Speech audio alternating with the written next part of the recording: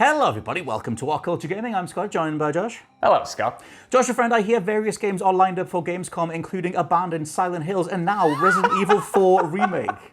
That's the way to introduce a rumour video, Scott. Just confirm every bad thing you can think of. You've got to think of, obviously, yeah, like you said, there has been a little rumour doing the rounds. I wouldn't say it's quite so nailed on. I wouldn't say it's definitely happening, but the leak floating through the farm, floating through the air, is pointing towards Resident Evil 4 Remake, which we have heard a lot about over the past year and a half, and potentially being debuted at Gamescom. And this all comes from a very, very silly tweet that Resident Evil, the official Resident Evil Twitter made, which literally just said, quote unquote, "4 itchy tasty," which, if you want to jump into the old Resident Evil lore, actually comes from a note found in the original Resident Evil about someone being infected. This was picked up by the likes of Game Rant and among other publications who have speculated, going off the replies to this tweet, that this might be a little bit of a tease for the opening night live ceremony that Jeff Keighley is kicking off. That's going to have a bunch of new game announcements, a bunch of new trailers, and stuff like that. And while you might think this tweet is maybe a lot to read into, considering that it's not even a tweet from Resident Evil, and not even a thing from Resident Evil 4, it's a reference to the first game. Yeah, to the original. There have been a few things that potentially support it, because the official Xbox Twitter jumped into the replies and said that, quote unquote, "this tweet's a keeper," and the actors for Lady Dimitrescu and the Duke are actually at opening night live as hosts. So all of those things potentially point to Capcom having something, whether it is going to be a reveal for Resident Evil 4 Remake or whether it's going to be something leaked to Games Pass. And personally, I'm not entirely sure, but it seems like Resident Evil is going to have some kind of presence at this show in some form. As long as it's not Reverse coming back again. I don't know if they've abandoned I need to get to this in a little bit, funnily enough. Okay. In fact, I want to get to it now. I want to get to it right now, okay? Because, I need to try and put all of this into context. It's one of those mad ones that I need to try and convince you of, that I'm not even convinced myself will happen, but I think it's interesting talking about. Don't worry, Hassan Karaman is absolutely real. Carry on. So, going back to what I said about Resident Evil 4 and the rumours that were doing the rounds earlier this year, the original plan for the game, as per VGC, which is usually been very reliable when it comes to Resident Evil information, was that it was originally going to be out in 2022, which would have made an announcement this week or in the imminent future very plausible, in my opinion, if it was coming out within a year. However, another report since then suggested that the development duties of the Resident Evil 4 Remake had actually shifted. It was originally being made by the team that did Resident Evil 3, but then in response to that game's kind of more disappointing response, especially when compared to the 2 remake, apparently they've been taken off it, and now development is being led by the team that did make Resident Evil 2, so that has subsequently pushed it out to 2023. But Capcom has also said that they want a Resident Evil game every single year. Obviously, we had Resident Evil 3 last year, we've had Resident Evil 8 Village this year, and currently the only one that we've got for next year is the multiplayer Resident Evil Reverse, which to me I don't count as a proper marquee title. Capcom might, but considering that was originally supposed to be out in July, I don't think that was originally part of their plans. So they might kind of make that the big thing for next year, but I do think perhaps they will be trying to get Resident Evil 4 Remake out next year as their big thing, because I don't know what else they would have in development apart from Resident Evil 9, but there's no way that comes out 1 year after Resident Evil 8. No. I mean, the Resident Evil 4 Remake, like you said, kind of makes... I tell you what, I'd love to say that makes the most sense. I feel like what makes the most sense is them getting the 2 actors that you mentioned, the people who played Lady Dimitrescu and man who's not Keanu Reeves, to do something that is more like a up-res of Reverse. Oh, it's coming to PlayStation 5 and Xbox Series. Oh, this is the dedicated patch for Resident Evil 8. It was already available on the systems, but we up-resed it, we did a dedicated thing. Or some sort of story-based DLC for that game, something they can turn around a bit faster if the development has been restarted or completely overhauled, like you said, bringing in the Resident Evil 2 team and putting them on the 4 remake. Because Shinji Mikami's not involved in this whatsoever. Obviously, he's on Ghostwire Tokyo, but he did give the project his blessing or something. But I wonder what the reality of making another Resident Evil 4 is, and whether you need to get in touch with him at some point to just be like, are we doing the right thing? Because we've cancelled this and focused on this and changed a few things.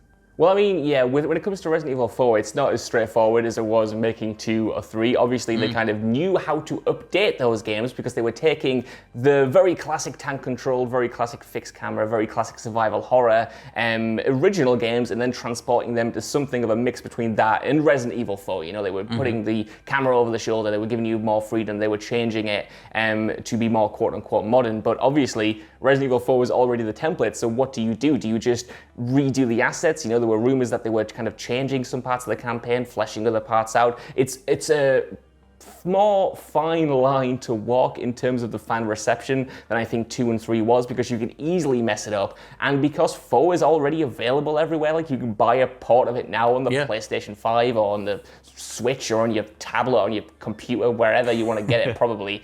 It's way more accessible than 2 and 3 were, and people are way more familiar with it than they were that game, at least from the wider populace. So it's something I'm watching with a keen eye. I'm really fascinated by it, but yeah, it's going to be difficult for them to maybe get right. I do want to throw a little bit of water onto the flames of this rumor though, because in the replies for this, I love that. I hope James Dowse is editing this. The community manager for Capcom and Resident Evil pretty much said that the tweet was just for fun. Everyone's looking at it too much. Everyone needs to stop it because they were just having a good time. And while I don't doubt the validity of this person saying this, it's weird that it's happened now and that they've not done any banter tweets like this before. It's been quite relatively corporate. I looked through their Twitter thread. There was nothing like memeable as this previously, at least that I found, going back to the start of this year. So it does seem random, and it might just be a bit of fun. But with, like I said, with Xbox replying, with the hosts at Gamescom, and with just how vague it is and how big it's got, you know, so many people jumped on it. It's like done way more engagement than the other tweets. To me personally, I'm not throwing everything on it, but it feels like there's a bit more to it. Well, the Xbox replying stands out because if it's, and also even in the original tweet, why is the number 4 in there? Like the original note from the original game, it's like the Keeper's Journal or something, the Hunter's Journal or whatever it's called, and then it's the person who's slowly transforming, and then they end that diary entry with Itchy Tasty, but it's not, the number 4, as far as I remember, it's not on the 4th page of that thing or anything. I just don't know why you would put that in there. Maybe there's a really obvious reason that that's in there. But I feel like, for me, if I was doing PR and I wanted to drum up a round of rumors, videos like this, going into Gamescom for the big reveal, making people check out the show, I would do something exactly like this. Although, I guess I was going to say I would do something more related to Resident Evil 4, but maybe that would just give it away too much. If they tweeted a picture of a burlap sack or something, it's like, well, that's definitely the Chainsaw Man's secret mask or whatever. So it's got to be something more, around the outside. But yeah, I mean, like, what do you think in terms of, like, I guess what they even do with it? Like, would you just take a Resident Evil 4 that was graphically upgraded, or do you want, like, major parts of that game sorted, like some of maybe Ashley's AI or something? Like, I didn't really mind her that much, but I know that a lot of people are like, oh my god, she's always freaking out and screaming at you.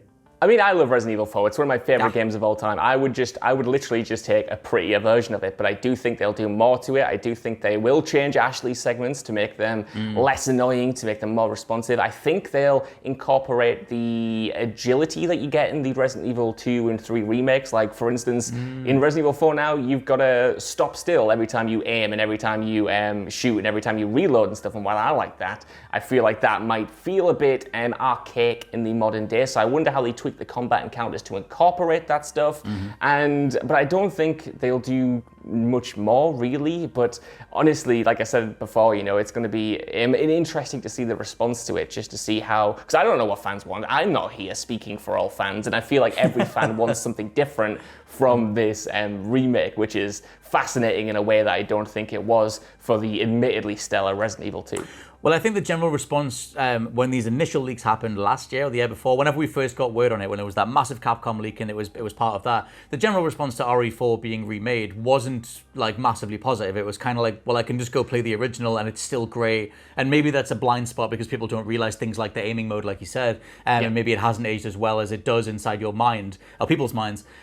But I feel like they have, like I said, more to prove because, as much as like RE2, or as much as RE3 was a little bit disappointing, RE2 and RE3 are so differentiable to the originals just because of the way that they play. So even if you're not a fan of something like Resident Evil 3, the new one, you can just go back to the original Nemesis and still get a way more fresher experience by comparison.